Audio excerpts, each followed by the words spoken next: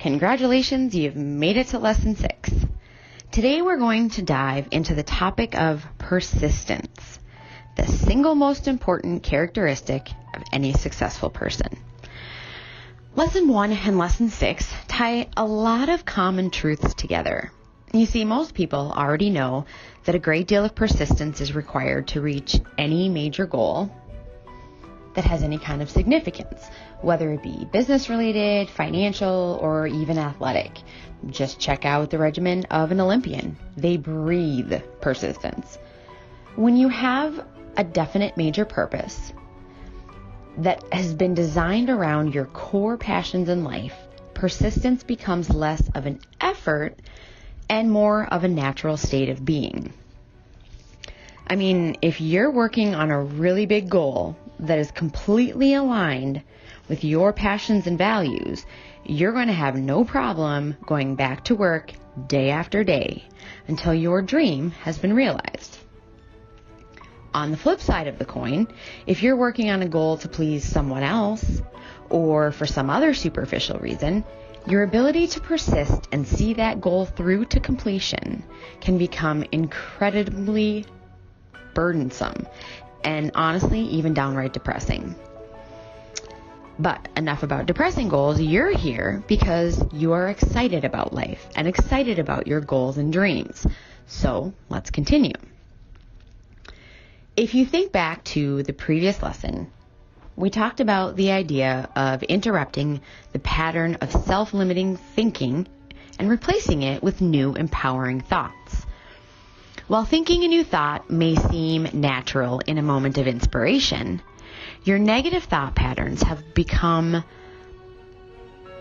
something that you've just gotten used to. They have been developing themselves year after year, and they've buried themselves firmly within your subconscious mind. You are likely going to experience your mind wanting to revert back to this state. In order to ensure that you overcome this trap, I want you to consider the following idea. Through the act of persistence, you can begin to monitor your reactions towards life as you go about your day-to-day experience.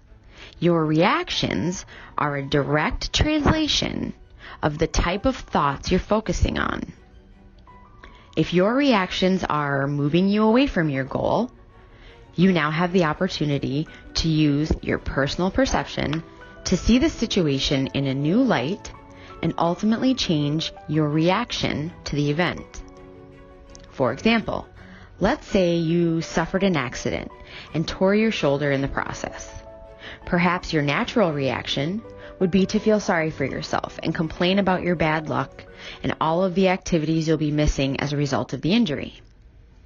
Using your perception, you could look at the situation with an opportunistic attitude and ask yourself this: can I learn from this? Or you might even ask, how can I overcome this injury and use my recovery to inspire or teach others to do the same? There's actually a guy on the internet who did this and turned his misfortune into a fortune. Repeat this new way of thinking over and over again, and the result is a new habit. As we all know, habits are tough to break, and ultimately our habits run our life. Let's get the good habits working for us. The title of this lesson is Practice Persistence. So here are some exercises that will help you develop your persistence capabilities. The first one. Whether you realize it or not, you have already demonstrated persistence in certain areas of your life. Take a few moments to list 5 accomplishments that required undying persistence in order for you to achieve them. Now, an example of this would be when you learned to walk. You probably fell down and hurt yourself time and time again. Yet, through persistence, you eventually learned the skill and became an expert. The second one.